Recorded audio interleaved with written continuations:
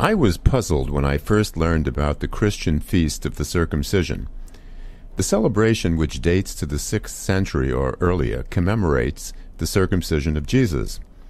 Over the centuries, Jesus' foreskin, which many churches claim to possess, was worshipped as the holy grail of Christian relics. The foreskin relic, located in a small church in Calcutta, Italy, was deemed the most authentic. Since the 16th century, the Calcutta Church has celebrated the Feast of the Circumcision with a parade featuring Jesus' foreskin and carried in a reliquary, an ornate box, which villagers stormed to rapturously kiss. Unfortunately, the Calcutta relic disappeared under suspicious circumstances in 1983. Christians in the parish mourn the loss. Was the Vatican the culprit in the theft, as some charged? Since 1900, when Pope Leo XIII threatened excommunication for anyone who spoke of Jesus' foreskin, the Vatican has sought to shift the focus to Mary, mother of Jesus, rather than the foreskin. Nevertheless, foreskin celebrations continued. Purists like Monsignor Charles Pope regret the shift to Mary and would like to return to the original meaning of the festival. And here's what Monsignor Charles Pope said. As much as I love the Blessed Mother and affirm her under this proper title, I regret the loss of the Feast of the Circumcision.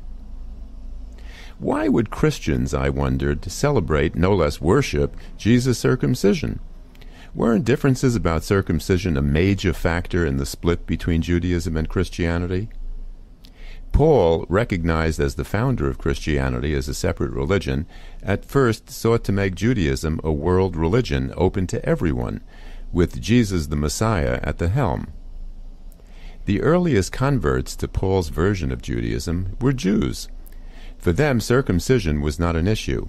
They were all circumcised. But when Paul extended his reach to Gentiles, he quickly realized that requiring circumcision would pose an insurmountable barrier to conversion. Greeks and Romans called circumcision mutilation, and they ridiculed Jews for the practice. Paul knew full well that he would meet fierce resistance if he invited uncircumcised Gentiles into the house of Israel. It's no wonder, then, that Paul, a Torah scholar who had studied under famed Rabbi Gamaliel II, was obsessed with circumcision, as evident in many of his epistles. Paul knew that he was challenging the very foundation of Judaism, Abraham's covenant with God. As stated in the Torah, every male of you shall be circumcised, and you shall be circumcised in the flesh of your foreskin, and it shall be a sign of the covenant between me and you. A child who is 8 days old among you shall be circumcised, and my covenant shall be in your flesh as an everlasting covenant. Genesis 17:10-13. In his circuitous arguments, Paul introduced the notion of circumcision of the heart, a symbolic substitute for physical circumcision. Others had cited circumcision of the heart as well, but they did not introduce it as a replacement for physical circumcision, as Paul was doing. Paul proposed that Abraham's faith in God made him righteous and that he was pure before he was circumcised. Faith, Paul insisted, trumps physical circumcision. And as is stated in Romans 2:28-29, for he is not a Jew which is one outwardly, neither is that circumcision which is outward in the flesh, but he is a Jew which is one inwardly, and circumcision is that of the heart, in the spirit, and not in the letter, whose praise is not of men, but of God. Paul returned to Jerusalem 3 times over a 25-year period in an effort to convince the disciples of Jesus, led by Jesus' brother James, to accept uncircumcised Gentiles into the Jewish fold. He was not warmly received in Jerusalem, but he did, according to Acts of the Apostles, gain limited, if arguable, concessions. However, it was clear to Paul that Judaism as a whole would not accept the uncircumcised, since circumcision, as stated in the Torah, is non-negotiable. And here's the quote, "And the uncircumcised man-child whose flesh of his foreskin is not circumcised, that soul shall be cut off from his people. He hath broken my covenant." Genesis 17:14. By the end of the 1st century, pagans were the chief converts to Christianity. Thus, circumcision was abandoned, and Christianity was on its separate path, a path that increasingly distanced the new religion from Judaism. Why, then, the festival of circumcision, which seems to acknowledge, if not embrace, Jesus' Jewish identity? According to one explanation, since Christianity is founded on Jewish history, prophecy, and lineage, Jesus had to be a Jew of the Davidic line to be a bona fide Messiah, and for that he had to be circumcised, as prescribed in the Torah. Without the Jewish foundation, there would be no authentic or rooted Christian story. It's important to recognize, too, that the circumcision of Jesus could not be denied. It's reported in the Gospel of Luke, stated as follows. And at the end of 8 days, when he was circumcised, he was called Jesus, the name given by the angel before he was conceived in the womb. Luke 2:21. To bond with Judaism and at the same time to deny the connection was a shaky tightrope for Christianity to walk. One way to navigate that precarious passage was to change the meaning of the rite of circumcision to tie it in with Christian doctrines. But on close examination, the Christian exposition rests on anachronisms that impose latter-day Christianity onto Jesus' life centuries earlier. Jesus was thoroughly Jewish throughout his lifetime and never proposed a new religion, as noted by numerous biblical scholars. For Jews, the circumcision ceremony celebrates the ecstasy of fulfilling Abraham's covenant, which establishes a unique relationship between Jews and God. The Christian version fast-forwards to the Christian era after the crucifixion and transforms circumcision into a different covenant. And here's a quote by a Christian commentator. The Savior's circumcision was the occasion of the first shedding of his precious blood. The cross overshadowed the Lord Jesus even while he lay in a crib by swaddling bands bound. The knife which cut the Lord's flesh on that day foreshadowed the centurion's spear which would pierce his side, releasing the saving torrent, the blood and water. And that about the centurion and the spear is in John 19:34. That torrent drowned the law's type and shadow and gave birth to the font. Circumcision prefigured the saving stream of holy baptism through which we Christians enter the new and eternal covenant of salvation, as St. Paul proclaimed. For Christians, the celebration of circumcision is about pain and suffering. For Jews, it's about boundless joy. The Christian interpretation offers the confusing dichotomy that Jesus was circumcised, but he didn't really have to be circumcised, that his circumcision was primarily symbolic for forecasting the coming of Christianity.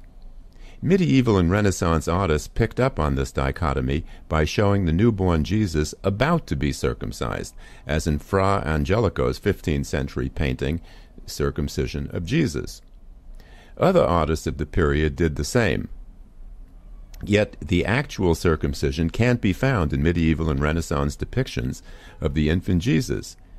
In paintings of Madonna and Child, in which the genitals of the infant Jesus, looking clearly more than 8 days old, are shown, he appears uncircumcised. This is evident in Pietro Perugino's 15th century Madonna and Child, Jan Mabusa's 16th century Madonna and Child, and Peter Paul Rubens' 17th century The Holy Family with Saints Francis and Anne, as well as scores of others. In a recent visit to the Renaissance galleries at New York City's Metropolitan Museum of Art, I viewed numerous Madonna and Child paintings that display Jesus uncircumcised, including works by Francesco Francia, Sima da Conegliano, Andrea Mantegna, Luca Signorelli, Francesco Granacci, Andrea del Sarto, Santi de Tito, Giovanni Bellini, Filippino Lippi, and Bernard van Orly. Jesus is uncircumcised in every painting that portrays him as a nude infant. In his classic book, The Sexuality of Christ in Renaissance Art and in Modern Oblivion, art historian Leo Steinberg is also puzzled by the absence of the circumcision in artworks. He devotes 2 chapters of the book to circumcision. For those who wish to worship Jesus' foreskin, they can easily find it in medieval and Renaissance artworks. Ironically, despite the great effort to establish Jesus' messianic credentials by connecting him to the Davidic line, in Michelangelo's famous sculpture of David is conspicuously uncircumcised. One theory explaining David not circumcised is that the circumcision was slight and imperceptible in accordance with some ancient Jewish tradition.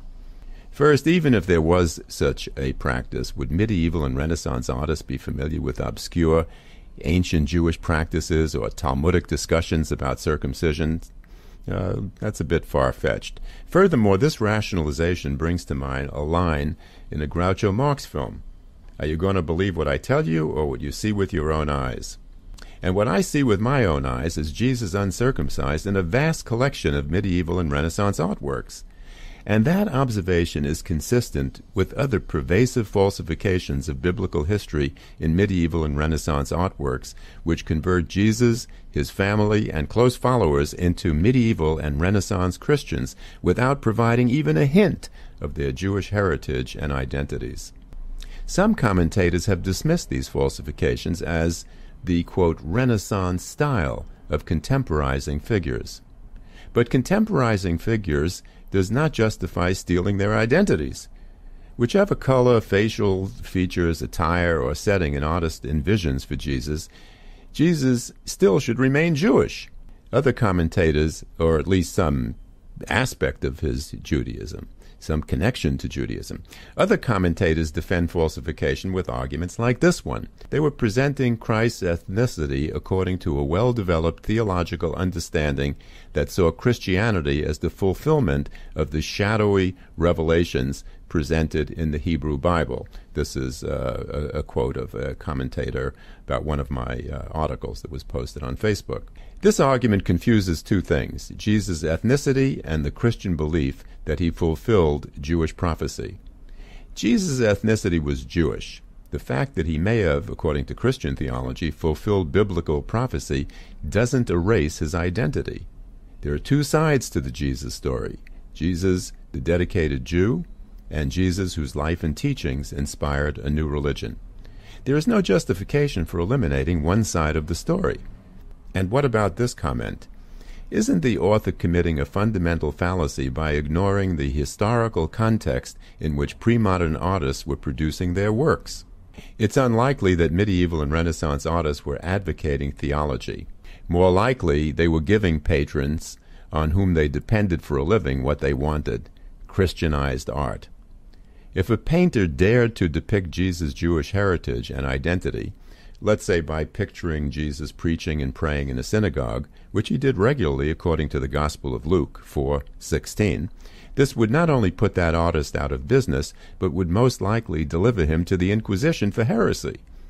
If anyone doubts that scenario, consider that even as late as the 19th century, well after the beginning of the Enlightenment, in 1879, German painter Max Liebermann incited outrage for his painting of a young Jesus, the 12-year-old Jesus in the temple with the scholars, who appeared Semitic to many viewers. As a result of the public uproar, Liebermann redid the painting with a blonde Aryan-looking Jesus. The new version pleased the critics. With respect to, quote, ignoring historical context, the historical context explains why falsifications could be so pervasive yet stand unchallenged. At the time, in medieval and Renaissance times, Jews were demonized, marginalized, and persecuted, as well as charged with killing Jesus. In that historical context, artists wouldn't dare offer a Jewish Jesus to a patron. Consider, too, that many people, including artists, probably never read the New Testament. It existed only in Latin well into the 16th century, and copies were rare. If they had read the Gospels, they might have been shocked to discover what Episcopal priest Bruce Chilton noted in his book Rabbi Jesus. It became clear to me that everything Jesus did was as a Jew, for Jews, and about Jews. Not surprising, since there was no Christianity during the life of Jesus. The term Christian never appears in the Gospels. while the term Jew or Jews has 82 mentions. The dismissive comments also ignore the fact that setting Jesus apart from Jews, implying that Jesus and Jews were ethnically and religiously different and in conflict, gave further license for the absurd charge that Jews were collectively responsible for the crucifixion, and these distortions had dire consequences for Jews. Art historians, curators, and critics offer extensive commentary on the minutest details and nuances of artworks, but ignore the glaring and obvious falsification of biblical history. In today's spirit of reconciliation, which Pope Francis recently expressed, he actually said, "A Christian cannot be anti-Semitic. His roots are Jewish." So isn't it time to acknowledge these falsifications? The art exhibit that I'm organizing, Putting Judaism Back in the Picture Toward Healing the Christian-Jewish Divide, intends to accomplish just that and more. The 7 talented artists who have joined the exhibit will offer new renditions of existing works from the medieval and Renaissance periods, as well as original artworks that include both sides of the Jesus story. To learn more about the art exhibit, visit www.jewishjesusart.com. That's www.jewishjesusart.com. Thanks for listening. I'm Dr. Bernard Starr.